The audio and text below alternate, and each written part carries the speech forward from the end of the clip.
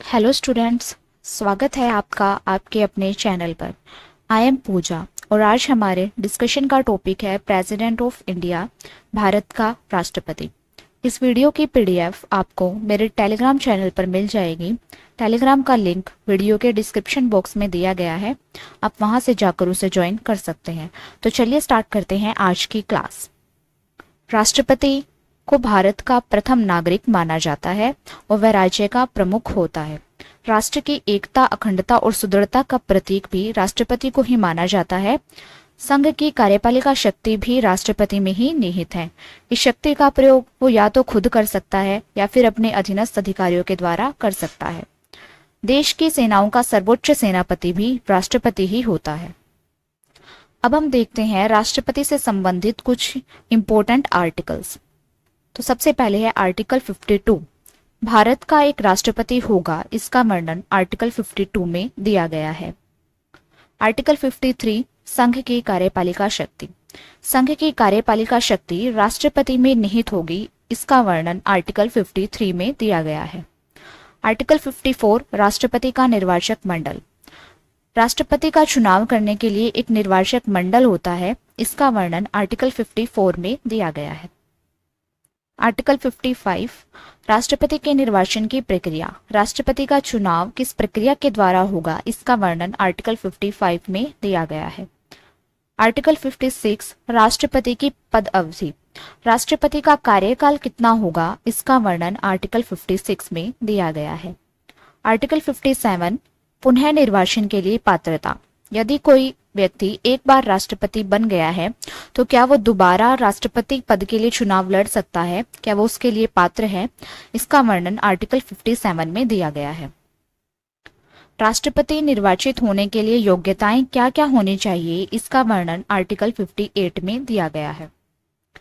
Article 59 राष्ट्रपति के पद के लिए शर्तें। राष्ट्रपति के पद के लिए क्या क्या शर्तें होंगी, इसका वर्णन आर्टिकल 59 में दिया गया है। आर्टिकल 60 राष्ट्रपति द्वारा शपथ या प्रतिज्ञान। राष्ट्रपति द्वारा चुनाव जीतने के बाद उसका शपथ समारोह होता है, उसे शपथ लेनी पड़ती है, इसका वर्णन आर्टिकल 60 में दिया गया है। आर्टिकल 61 राष्ट्रपति पर महाभियोग चलाने की प्रक्रिया। राष्ट्रपति को उसके पद से हटाने के लिए जो प्रक्रिया अपनाई जाती है उसे महाभियोग कहते हैं। तो राष्ट्रपति पर महाभियोग चलाने की प्रक्रिया का वर्णन आर्टिकल 61 में दिया गया है।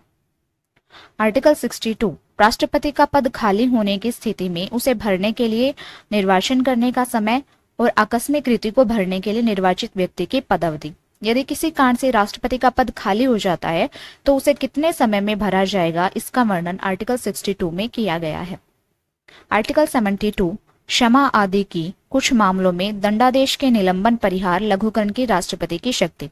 राष्ट्रपति को अपराधियों को क्षमा दान देने का या फिर उन्हें उस अपराध से मुक्त करने का अधिकार है, शक्ति दी गई है और ये इस शक्ति का वर्णन आर्टिकल 72 में दिया गया है।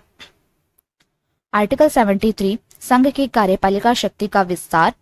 संघ की कार्यपालिका शक्ति का विस्तार होगा, ये आर्टिकल 73 में दिया गया है।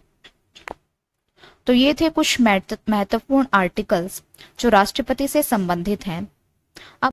अब हम राष्ट्रपति का निर्वाचन देखेंगे, यानी कि राष्ट्रपति का चुनाव कैसे होता है। संविधान के आर्टिकल 54 और 55 में राष्ट्रपति के चुनाव से संबंधित उपबंध दिए गए हैं। आर्टिकल 54 में ये बताया गया है कि राष्ट्रपति के निर्वाचन में मत देने का अधिकार किसे होगा और आर्टिकल 55 में बताया गया है कि चुनाव की प्रक्रिया क्या होगी। तो आर्टिकल 54 के अकॉर्डिंग एक निर्वाचक मंडल होगा जो राष्ट्रपति का चुनाव करेगा। राष्ट्रपति का चुनाव निर्वाचक मंडल के द्वारा होगा और इस निर्वाचक मंडल में क्या क्या शामिल होंगे, संसद के दोनों सदनों के निर्वाचित सदस्य और राज्य की विधानसभाओं के निर्वाचित सदस्य राष्ट्रपति के चुनाव में शामिल होंगे। आर्टिकल 55 में राष्ट्रपति के चुनाव की प्रक्रिया बताई गई है, यानी उसका चुनाव किस प्रक्रिया से होता है। तो राष्ट्रपति का चुनाव अप्रत्यक्ष रूप से होता है। निर्वाचक मंडल के द्वारा राष्ट्रपति का चुनाव किया जाता है। जनता स्वयं से प्रत्यक्ष रूप से राष्ट्रपति के चुनाव में भाग नहीं लेती, बल्कि राष्ट्रपति का चुनाव एक निर्वाचक मंडल के द्वारा किया जाता है, जिसमें संसद के दोनों सदनों के निर्वाचित सदस्य और राज्य की विधानसभाओं के निर्वाचित सदस्य शामिल होते हैं। अब हम देखेंगे कि राष्ट्रपति के चुनाव लड़ने के लिए योग्यताएं क्या क्या हैं। आर्टिकल 58 में बताया गया है कि राष्ट्रपति का चुनाव लड़ने के लिए क्या क्या योग्यताएं होनी चाहिए। तो सबसे पहले योग्यताएं है, वह भारत का नागरिक होना चाहिए, उसने 35 वर्ष की आयु पूरी कर ली हो, वह लोकसभा का सदस्य निर्वाचित होने की योग्यता रखता हो, और वह भारत सरकार या किसी राज्य सरकार या किसी स्थानीय या अन्य प्राधिकारी के अधीन लाभ का पद धारण ना करता हो। ये योग्यताएं पूरी करने वाला व्यक्ति ही राष्ट्रपति के चुनाव के लिए योग्य हो सकता है। इस अनुच्छेद में ये बताया गया है कि लाभ के पद पर किस किस व्यक्तियों को नहीं माना जाता। भारत के राष्ट्रपति, उपराष्ट्रपति, किसी राज्य के राज्यपाल, केंद्र या राज्य सरकार के किसी भी मंत्री को लाभ के पद का धारक नहीं माना जाएगा। अब हम देखते हैं राष्ट्रपति की शपथ। राष्ट्रपति का पद ग्रहण करने से पहले शपथ या प्रतिज्ञान होता है और राष्ट्रपति अपनी शपथ में शपथ लेते हुए कहता है कि मैं श्रद्धापूर्वक राष्ट्रपति पद का पालन करूंगा, संविधान और विधि का परिरक्षण, संरक्षण और प्रतिरक्षण करूंगा और भारत की जनता की सेवा और कल्याण में लगा रहूंगा। राष्ट्रपति ये शपथ उच्चतम न्यायालय के मुख्य न्यायाधीश के सामने लेता है और मुख्य न्यायाधीश की अनुपस्थिति में उच्चतम न्यायालय का सबसे बड़ा न्यायाधीश जो होगा वो राष्ट्रपति पद की शपथ दिलवाएगा। अब हम देखते हैं राष्ट्रपति के चुनाव से जुड़े विवादों का निपटारा कैसे होता है। आर्टिकल 71 में दिया गया है कि राष्ट्रपति के चुनाव से संबंधित जो भी विवाद होंगे उनका निपटारा सर्वोच्च न्यायालय के द्वारा किया जाएगा और सर्वोच्च न्यायालय का निर्णय अंतिम होगा। अब देखते हैं आर्टिकल 57 के अकॉर्डिंग राष्ट्रपति का पुनर्निर्वाचन।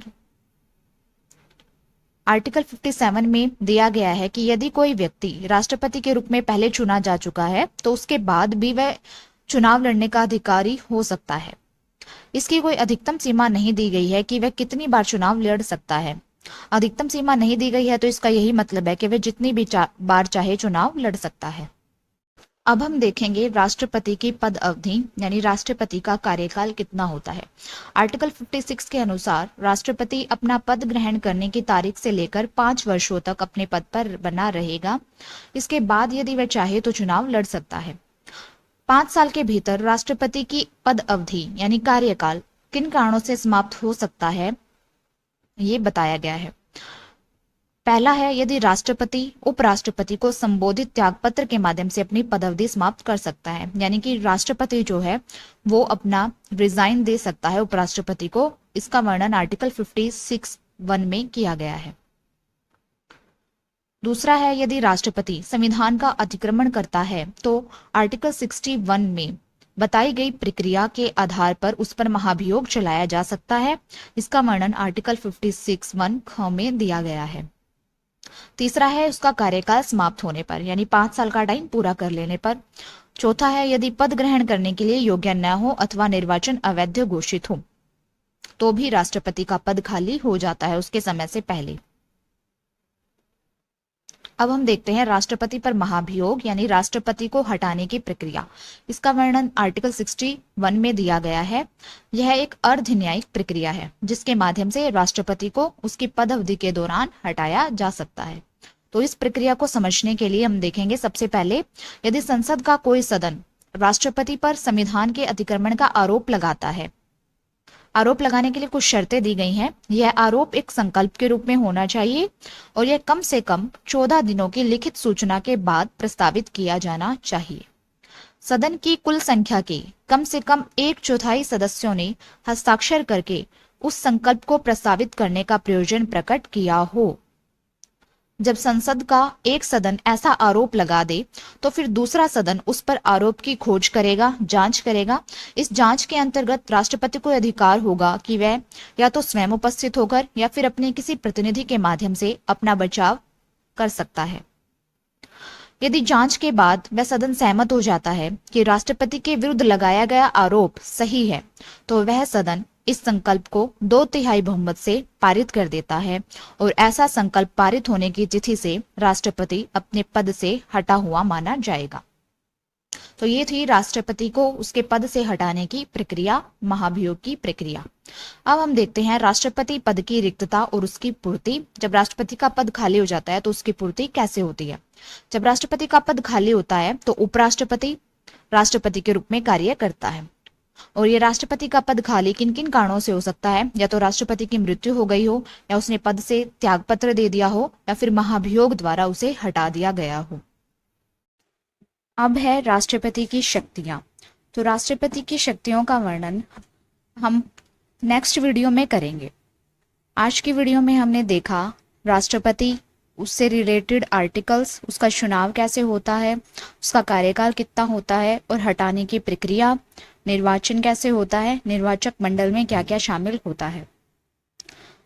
तो आज की वीडियो में इतना ही। मिलते हैं नेक्स्ट वीडियो में एक नए टॉपिक के साथ। नेक्स्ट टॉपिक हमारा होगा राष्ट्रपति की शक्तियां। आशा करती हूँ कि आपको ये जानकारी उपयोगी लगी होगी। ऐसे ही महत्वपूर्ण टॉपिक्स पर वीडियो पाने के लिए सब्सक्राइब कीजिए मेरे चैनल को, और इस वीडियो का PDF पाने के लिए ज्वाइन कीजिए टेलीग्राम चैनल को। Thank you.